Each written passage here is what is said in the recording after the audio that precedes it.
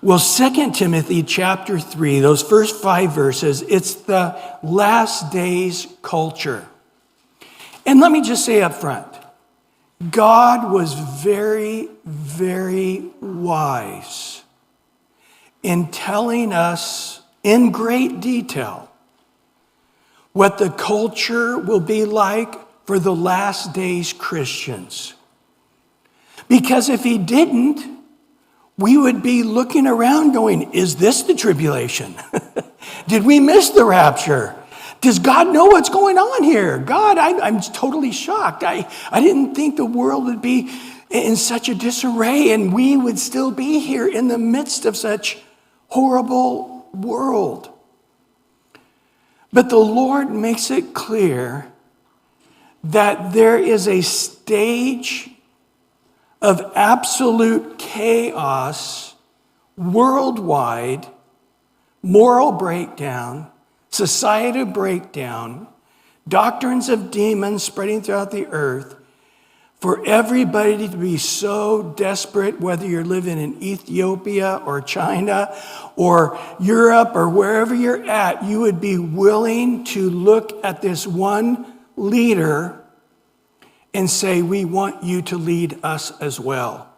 Don't just lead your country, lead our country.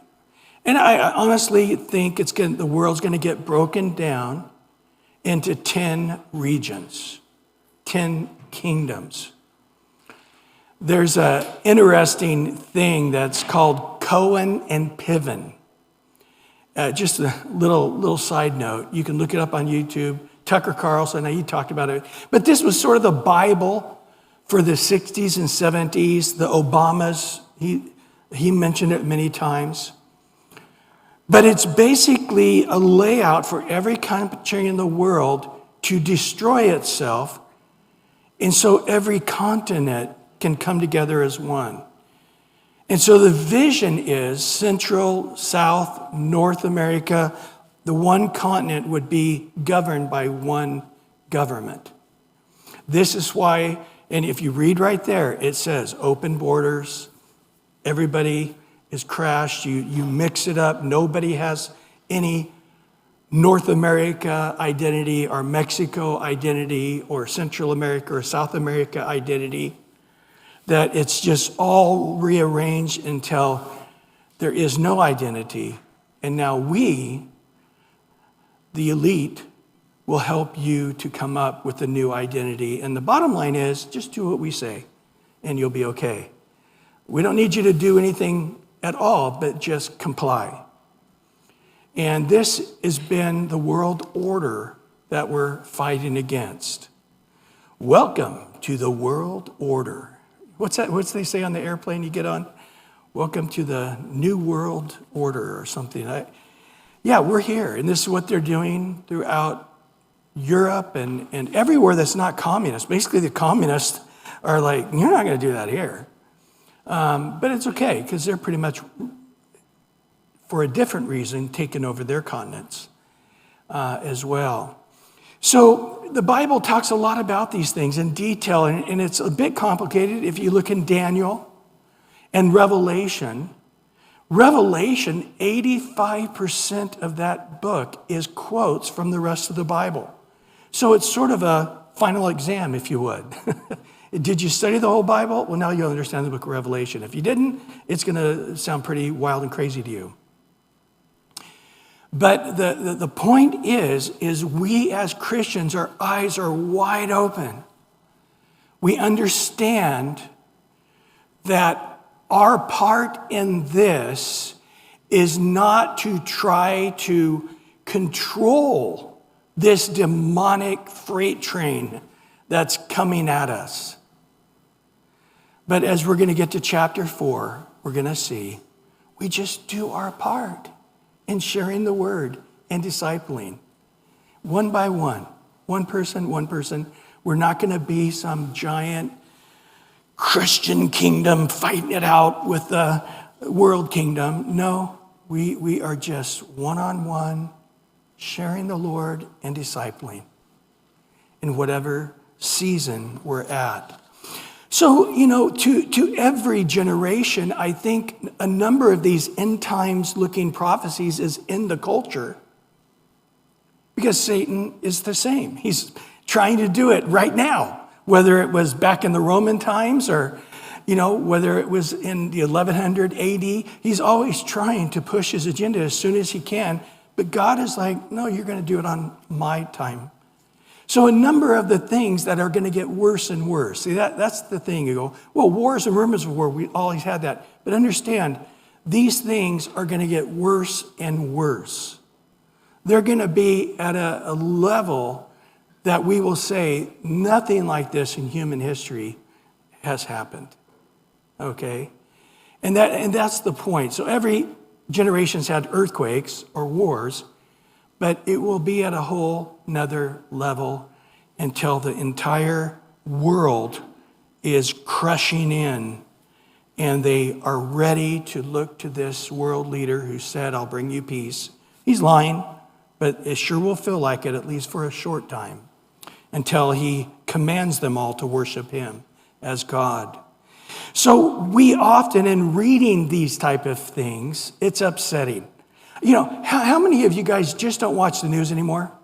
Because it's just upsetting. I try to watch a little bit of political news to know if I, need to get my shotgun ready or whatever. But outside of that, I just don't need to listen to who died in a car wreck and who committed suicide and how many school shootings there are. And it's just like, I just can't take it anymore. Well, it's okay. I'm glad you saved it up because today I'm going to give you that feeling of watching the news you didn't want to watch. So we are talking about the atmosphere, the culture of the last days. And we're going to look at verse 5. And what we're going to discover in these 5 verses is 18 different descriptions. 18 of them of what this is going to look like. And so Paul very specifically, uniquely at times, words nowhere else used, gives us this description. But as he always does in each of the books, he says, know this. When the Bible says know this, you know what it means, right? He wants us to know this. It's something that's a part of the Christian culture, whether it's the rapture comes in our time or not, we're teaching it like it could happen in our time. I believe the tension of the Lord's return is a necessary tension. And I think if we don't add to the Bible or take away from the Bible, the tension will keep us perfectly in tune. Like a guitar. If it's just sluggish, it does nothing, right? But if you tune it too tight, it's sharp and it sounds equally as bad. But all 6 strings are very specifically tuned to a very certain tension. And then you have a beautiful sound. So some people teach this tension in a way that's too sharp. Other people don't teach it at all because nobody wants to hear it because it's upsetting. And so they're making no music whatsoever. But we want to do it just the right amount. And this is why I think the Bible has it in the Bible in the right amount.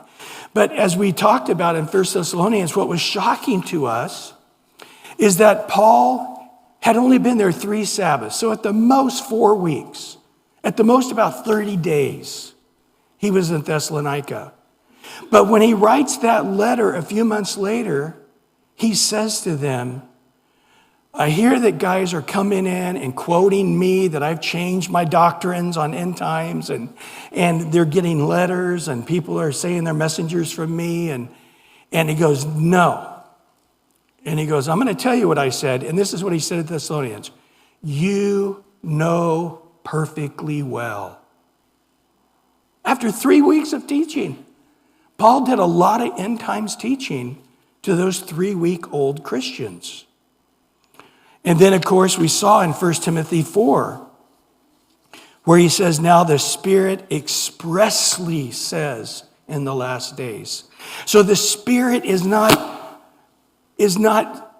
hemming and hawing and trying to say, well, it's sort of like this, but not forget about it.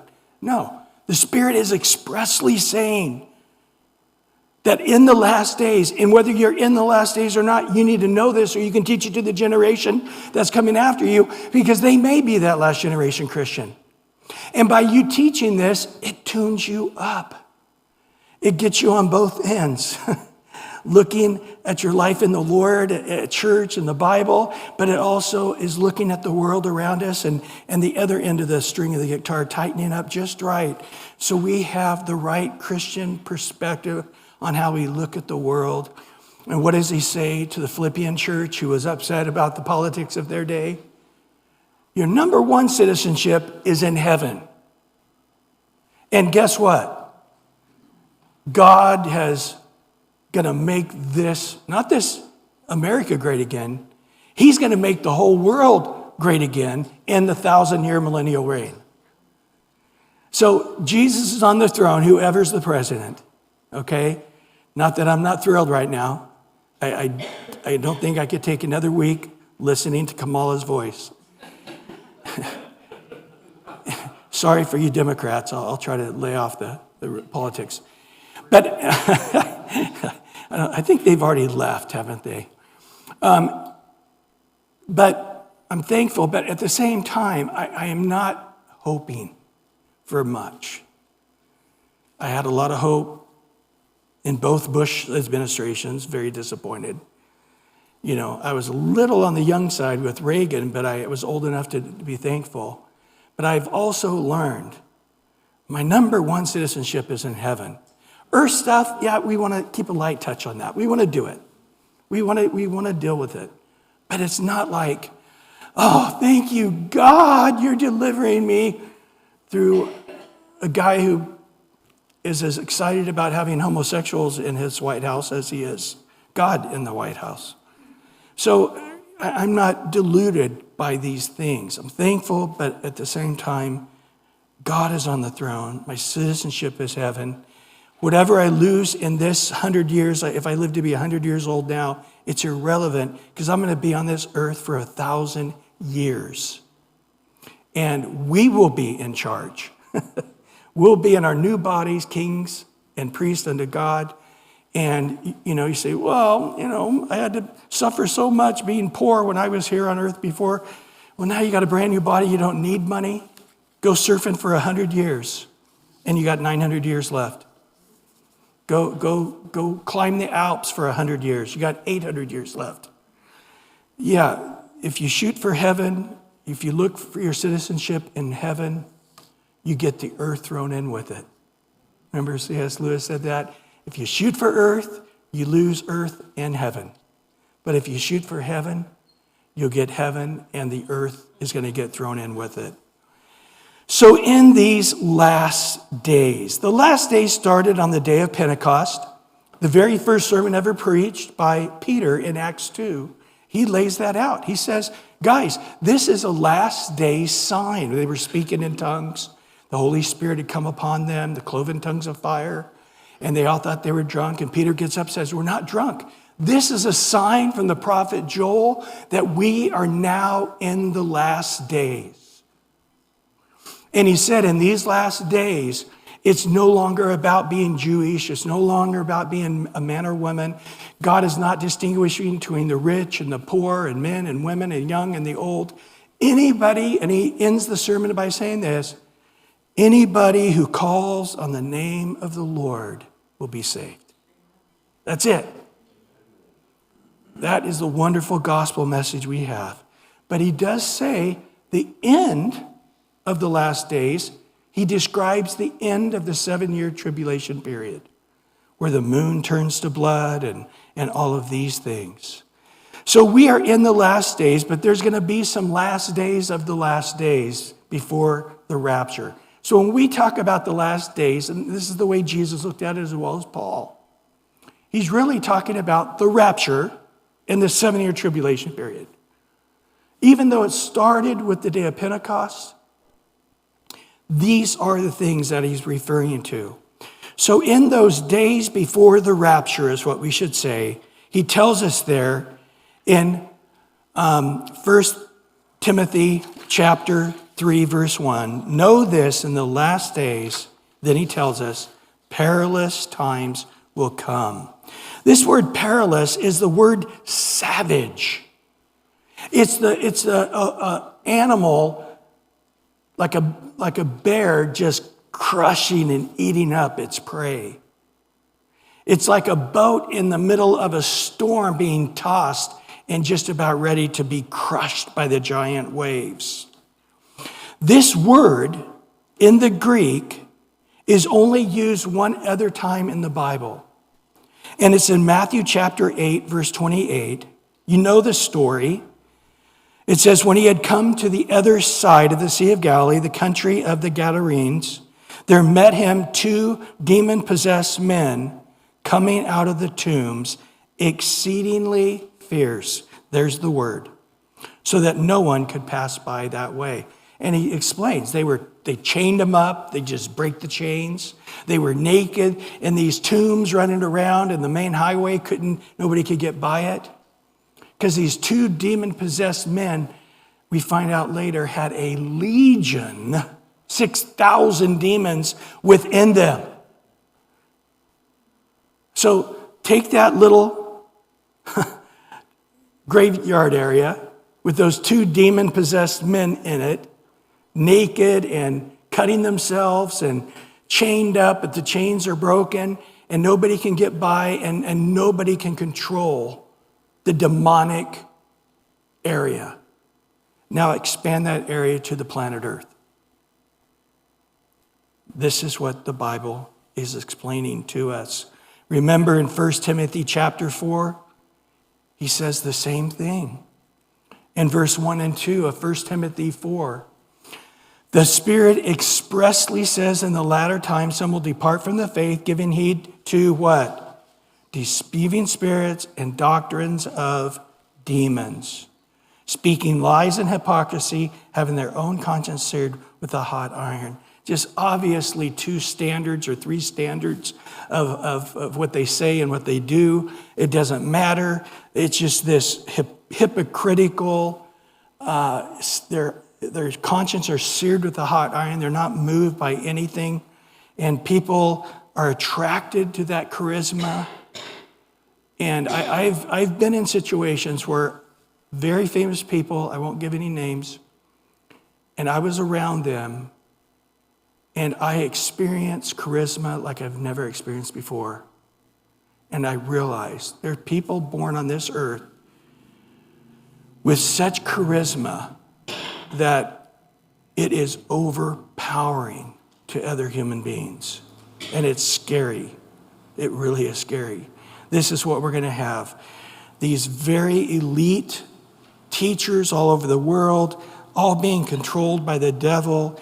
It's an exceedingly fierce, demonic world that we, the people in the last days, I think we're in it now, will be experiencing. Jesus describes this generation as the days of Noah and the days of Sodom and Gomorrah. The days of Noah, the heart of man was evil continually, and violence filled the earth. And the days of Sodom and Gomorrah, it was a homosexual, permeated, vicious society, because the homosexual permeated society led to such a type of society that was also brutal. And we're going to see that in Romans 1 in a little bit. But what's the warning about Sodom and Gomorrah? Jesus says, remember Lot's wife. She probably, like Lot, was a righteous person.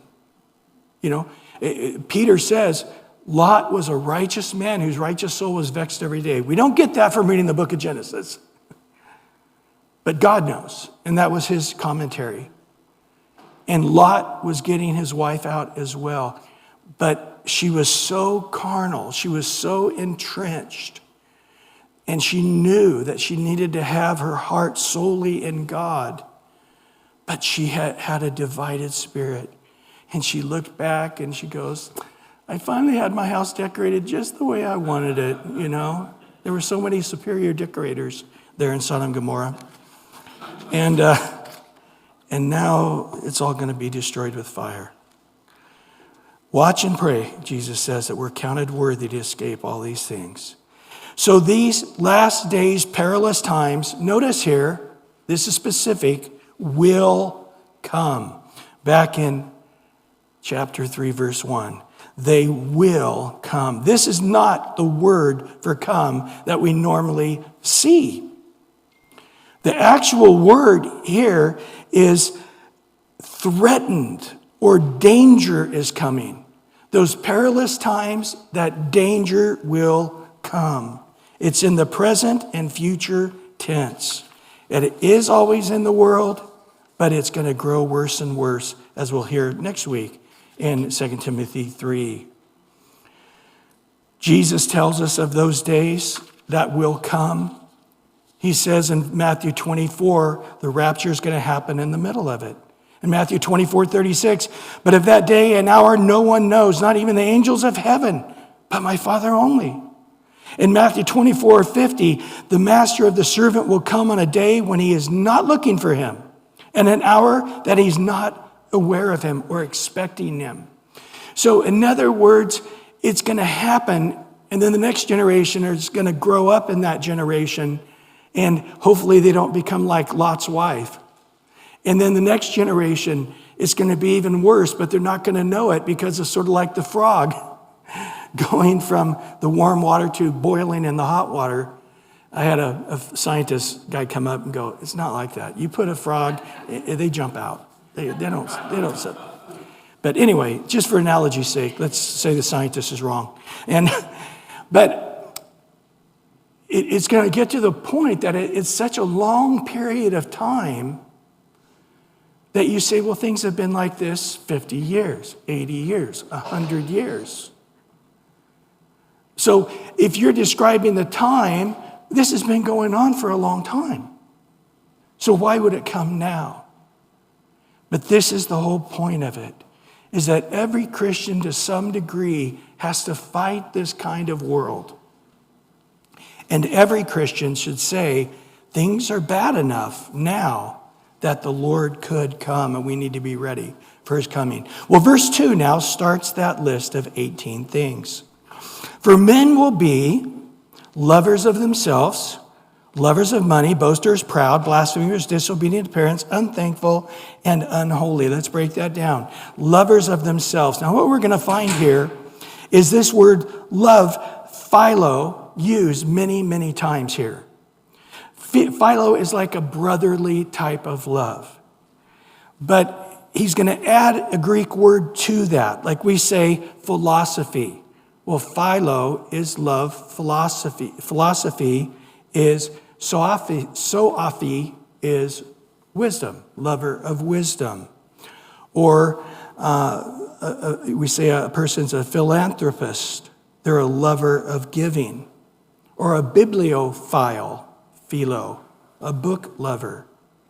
So this is how it's done. 5 times he's going to use this word here. They are lovers of self, philo, self, philo, covetousness, philo, money, philo, pleasure, and philo, in the opposite, not of God. They're lovers of self, but they're not lovers of God. They're lovers of pleasure, but not lovers of God. They're lovers of covetousness and money and earth and what they can get now upon this earth, but not of God and the eternal kingdom. The Christian worldview is the opposite of this. Remember in Philippians 2, verse 3 and 4? Let nothing be done. Philippians 2, verse 3 and 4. Let nothing be done through selfish ambition or conceit, but in lowliness of mind, let each esteem others better than himself. Let each of you look out not for his own interests, but also for the interests of others. So instead of being prideful and arrogant and self-seeking and trying to get money and covetousness, and that our Christians are doing the opposite. We're living for, this earth is just a bus stop. A smelly old stinky bus stop, and there's not enough seats, and my legs are tired, and I want to sit down, and we're just waiting for the bus. And let me tell you, our life is a vapor. Me and Cheryl had a young boy that I've known from the day he was born. He just turned 17 yesterday. He came over to our house, and he's looking at me going,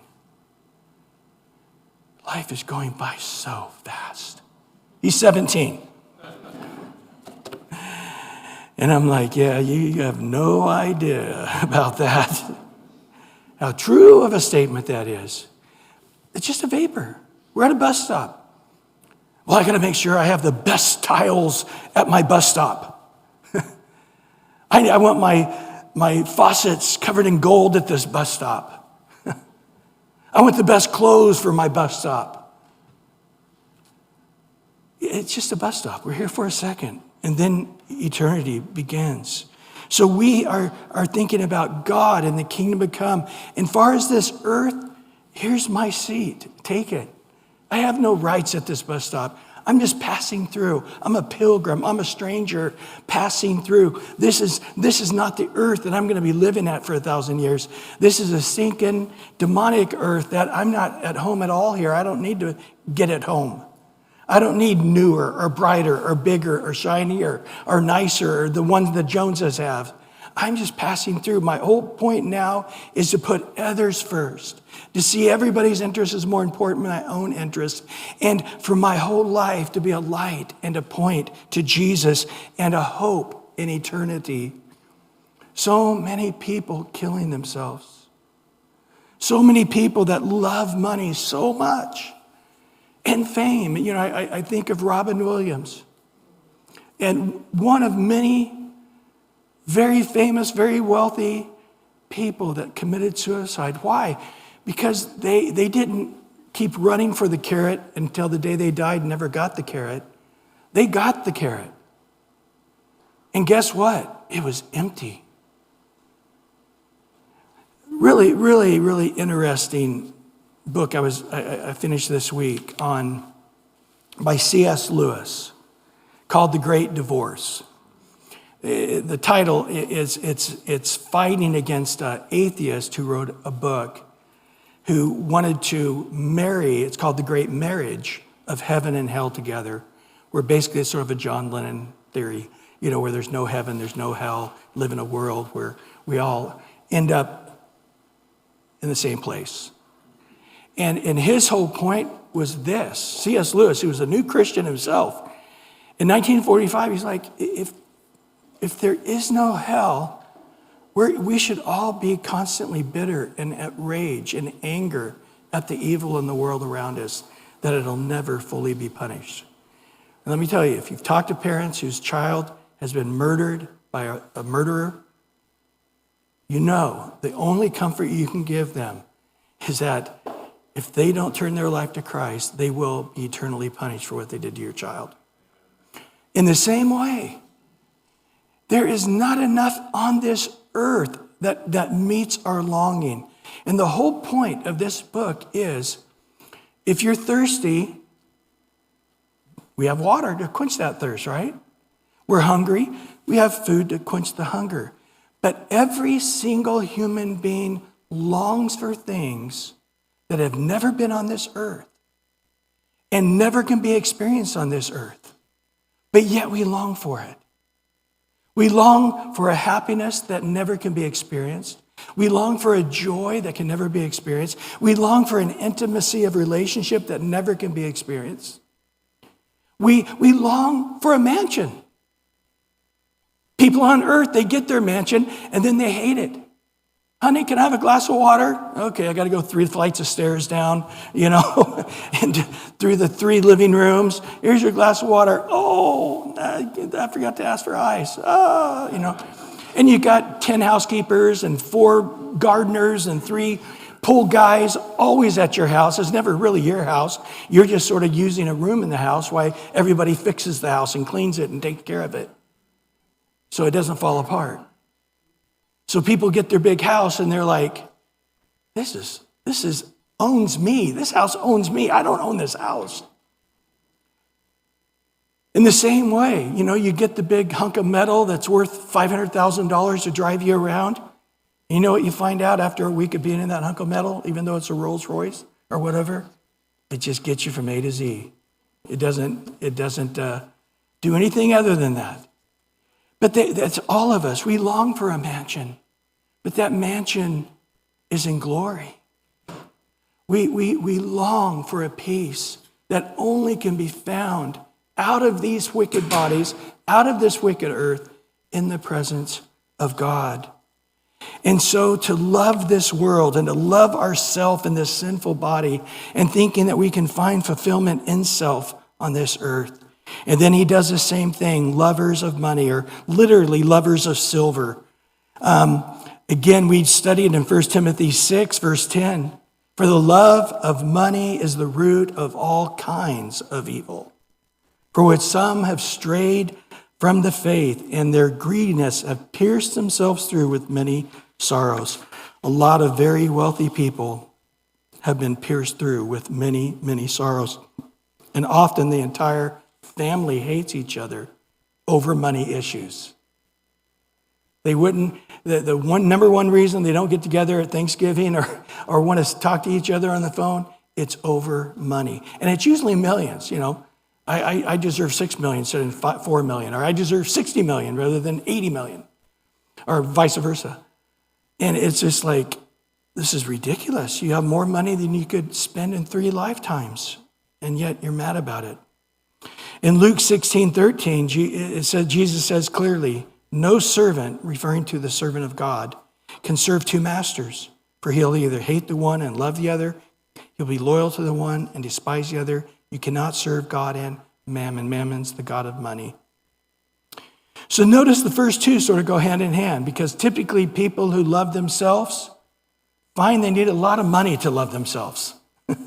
And they're seeking after money so they can love themselves some more, but they need a lot of money to love themselves. Then the third thing is boasters. This literally is the word empty pretender. Brags about his own accomplishments and wants everybody to admire him for things that he didn't do. Again, the Christian mindset is the opposite of that, isn't it? We want to be invisible, that Christ, let me decrease, that Christ might increase, right? I want you to look at me, but not see me and my good works. You look at my good works, and immediately you recognize my Father who's in heaven. The next word is proud. This is, again, sort of similar, but again, it's showing oneself, this time, above others. So it's not that I just want to be admired by you, but it's important that you understand I'm above you. So that's my car over here, okay? You got the Toyota, I got the Mercedes, I'm above you. This is my zip code, that's your zip code, I'm above you. Whatever it is, you know. So, you get some poor guy from Compton with a Harvard shirt, and then he feels superior, I guess, because I've got a Harvard shirt. I didn't go to Harvard, but I feel superior wearing my Harvard shirt. And then again, the next one here is blasphemers. This is one literally who speaks evil, slanders others, abuses others. So in trying to get above you, if I can't get above you, no problem. I'll slander you and make you lower than me by my evil words about you, causing others to look badly upon you. And then the next thing is disobedient to parents. It's interesting. Every list in the Bible that talks about when a society gets evil, it always mentions this. Not respecting parents, not being disobedient. Why?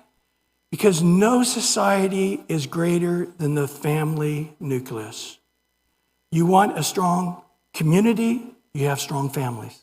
You have a breakdown in the family, you have a messed up community. Right? You go to a poor community, if you really want to fix it, you've got to help men and women stay together with their children. What does Satan do? All I got to do is get the man out of the house. Get all these kids being raised by single parents. That's all I got to do. And I will put them in poverty. They'll be saturated in violence. They'll steal and kill from one another. 80% of guys in prison never had a dad in the house. Yeah, that's been like that forever. So again, it all begins by a strong family, and you look at the liberal progressive agenda, it's that. It's always attacking one way or another, that family unit. That's what it's trying to hurt.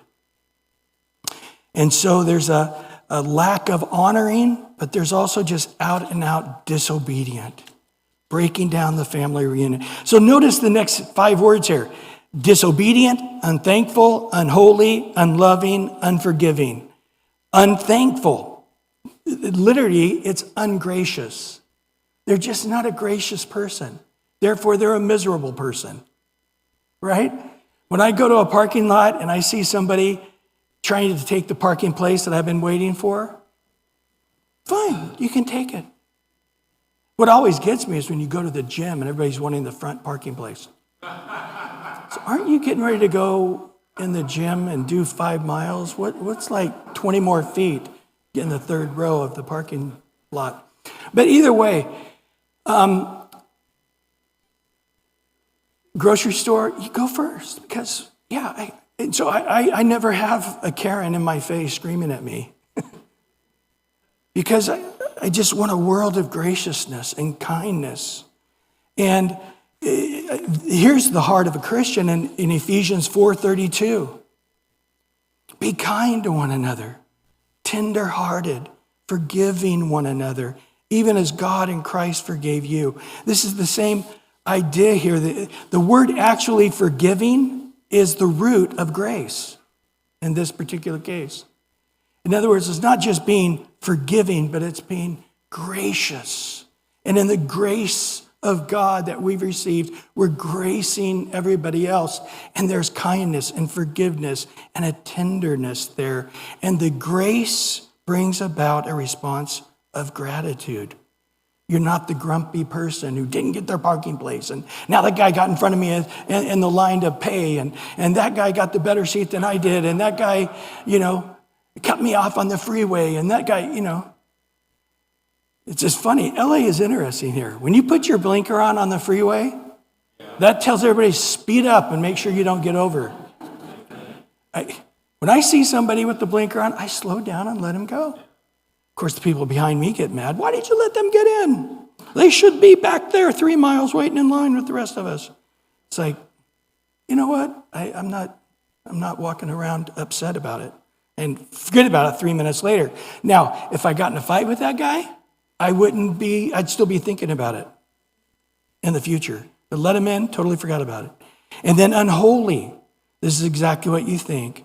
Not just a very wicked person, not desiring to be unique as God is unique. Verse 3, unloving, unforgiving, slanderers, without self-control, brutal, despisers of good. This word unloving is literally without a natural love. In other words, the love of a parent towards a child or a child toward the parents. In the Greek, there's 4 words for love. There's agape, that's in the Bible. There's philo, that we've been using a lot here today, which is like a friendship. There's emotion with that. Then there's eros, which is a sexual love, not in the Bible. And then there's a word that's only used here, the word storge, which is a love towards somebody who's a natural love. It's something that would automatically happen, right? A mother looks at her baby and naturally loves her baby, right? This is what we're talking about. But here, it doesn't have the word storge, it has the word a in front of it. Anytime there's the a in front of it, it means the opposite. So it's a storge is the word here, without natural affection. What did Jesus say in the last days? Matthew 24:12. And because lawlessness, Matthew 24:12, because lawlessness will abound, what's going to happen, guys? The love of many will grow cold. He explains it in Mark 13:12.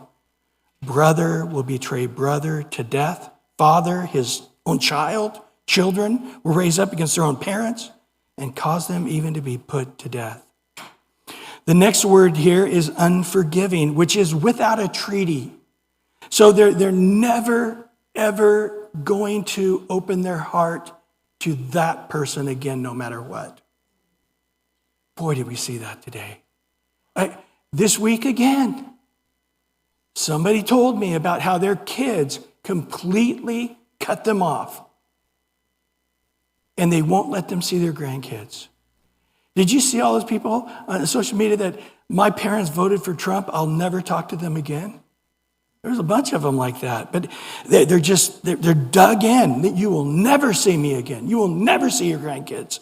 This is an epidemic in America, and it's talked about. You can put it into YouTube. You'll see psychologists talking about it. It's a unique thing where people dig in and say, I will never talk to my family, my brother, my sister, my whatever it is, ever again. This is the word. Just abandon the family and dig in. I will never forgive them, no matter what. The next one is slanderers. The word here in the Greek is diabolos, the devil. 90% of the time, the word diabolos, it's translated slanderers here because it's in the plural, but it's the word devil. This is the word devil, where the accuser of the brethren, the devil, is the slanderer of the brethren. And this is somebody, again, that is gossiping. Some translations have it that way. They translate it instead of slanderers, gossips. Proverbs 28 says these gossips, these troublemakers, false speakers, talebearers, they plant seeds of strife. Gossip separates the best of friends. And then the next one's without self-control. They literally don't want to have self-control.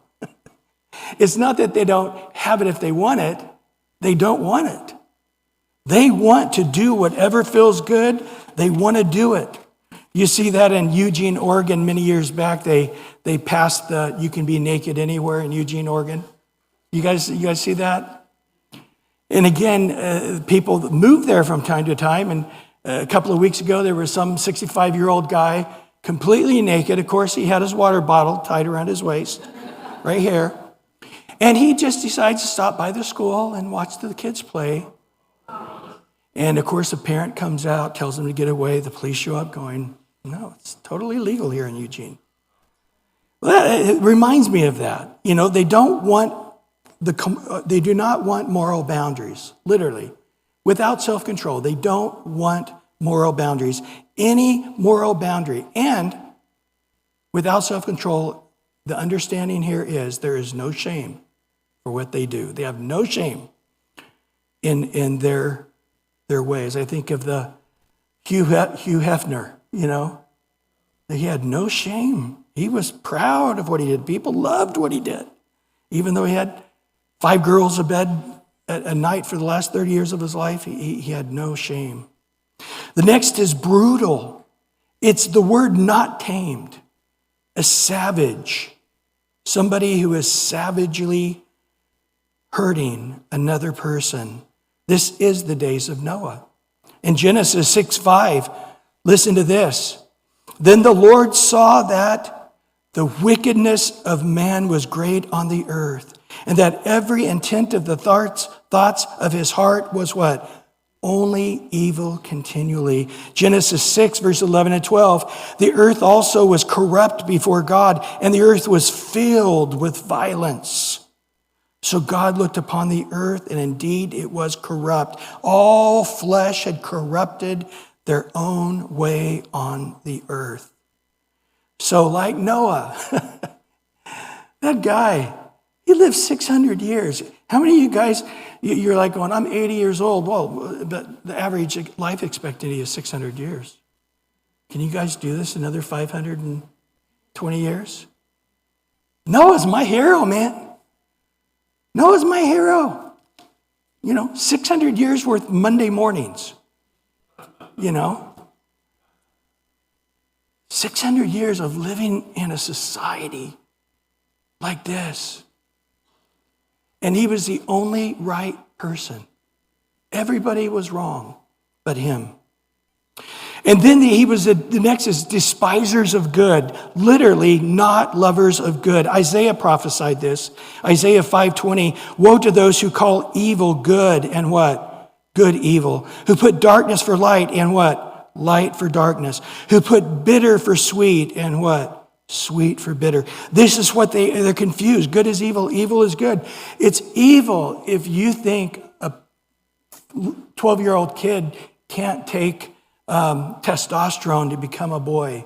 The little girl can become a boy. You're evil. You're evil. You're going to try to outlaw my little 11-year-old wanting to be a boy or be a girl, the opposite of what they are. You're the evil one.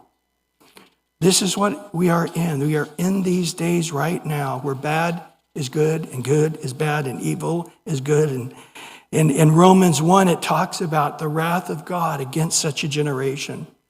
And he goes on to say, this generation is going to become so evil. I'm going to tell you how evil they become. They hit the lowest rung on the ladder. Romans 1 says the society can't go any lower. This is the final straw that breaks the dam wide open. And it just begins to gush. Society falls apart. What is that final rung? Where men desire men sexually and women desire women sexually. And God throws up his hands and says, I will no longer be a wall. Do whatever you're going to do. Are we in that society, guys? It's not just a country. It's not like one city in Europe is like this. This is the mindset of the world. Ending that, he says, that society on the final rung, what's it going to look like? He says in Romans 1, 28 to 32, and even as they did not like to retain God in their knowledge, God gave them over to the base mind, to do those things which are not fitting, being filled with all what? Unrighteousness, sexual immorality, wickedness, covetousness, maliciousness, full of envy and murder and strife and deceit and evil-mindedness. They are whisperers, backbiters, haters of God, violent, proud, boasters, inventors of evil things. Well, that's what we're seeing. Well, I never thought I would be seeing gender fluid as a thing. I never even considered that. It's like evil things they're inventing. And then what's the next one? Disobedient to parents. Right after whisperers and murderers and violent and proud. And let me tell you something even worse than murderers and proud and blasphemers. People that are disobedient to their parents. Undiscerning, untrustworthy, unloving, unforgiving, unmerciful, who knowing the righteous judgment of God, God's Spirit is convicting every human being of sin, of righteousness, of judgment, even though God's Spirit is screaming at them that those who practice such things are deserving of death, not only do the same, but approve, one translation says, encourages those who practice them. Literally, it's not that, oh, I'm a transgendered person. They have in them they can't stop but to try to get others to join them in their transgender world. That's exactly what's happening, isn't it? It's not enough I'm a homosexual. I need you to consider whether you might be one too.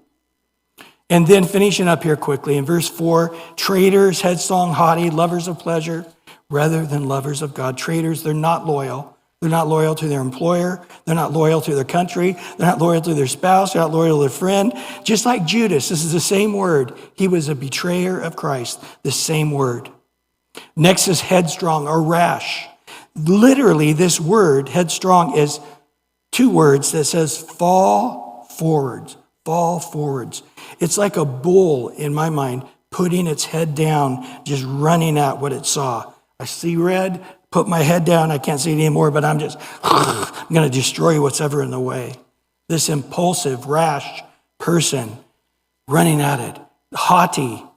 This is the word literally to raise smoke. They see the world in such a way that they are elite. They're the greatest. Do you see that with these people on YouTube and stuff? It's like they're in the middle of the mall where you're trying to enjoy yourself, and they got their camera doing this dance, and it's like everybody else is unimportant. Get out of my shot. I am, in the middle of the freeway making my YouTube or whatever it is. It's called YouTube. It's not called EtherTube or TheyTube. It's you, me. It's MeTube.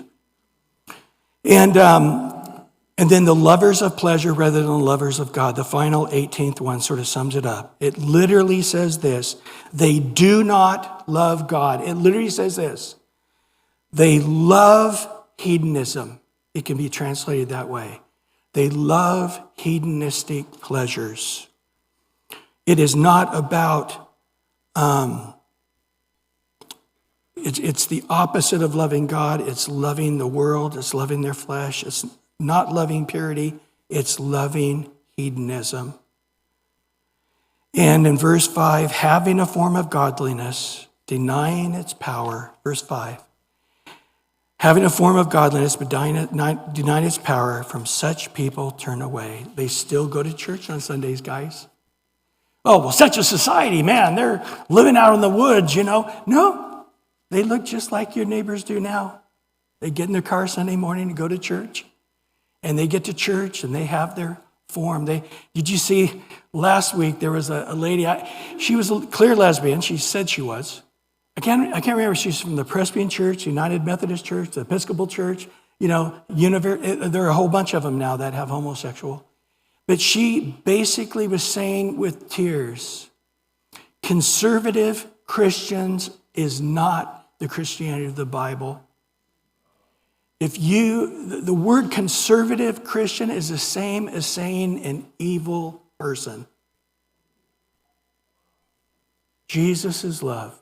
And he would open his arms to all the transgendered people and all the Christian college I went to. They're in a big thing the last few years because they have a LGBTQ on campus and it's growing. And they wanted to have a conservative speaker come in and speak about his life of leaving homosexuality. And the club shut them down on a Christian campus. But yet they have their speakers on that come on campus, encouraging people to be homosexuals. And at this Christian college we went to, that is perfectly okay to do. And anyway, they go to church, they look religious. Jesus said in Matthew 15, 7-9, hypocrites, well did Isaiah prophesy about you, saying, these people draw near to me with their mouth, honor me with their lips, but their heart is far from me. And in vain emptiness do they worship me, teaching as doctrines the commandments of men. There's a form, the word form here is metamorphosis. They outwardly metamorphosize, and so they don't look like the kind of people that are practicing such weaknesses. So on Sunday when you get together, you have no idea how hedonistic their life is from what you see when they're in their religious form. Again, I think this is so important for us to stop and realize we are in these last days. We should be encouraged going, God didn't leave us in the dark. We should be encouraged by going, God gave us almost more information than we want to comfort us when we're living in such a generation. But then when we get to chapter 4, he's going to tell us the answer is share Jesus. Share Jesus with people. You'll be amazed how many hearts are open to Christ. You'll be amazed how many people would say, tell me more. Explain to me. Who are you? What are you doing? What kind of Christian? Where do you go to church? Do you have a Bible I could have? You'd be amazed. Just one by one, share the Lord, disciple. That's the answer. It's always been the answer. Always will be the answer.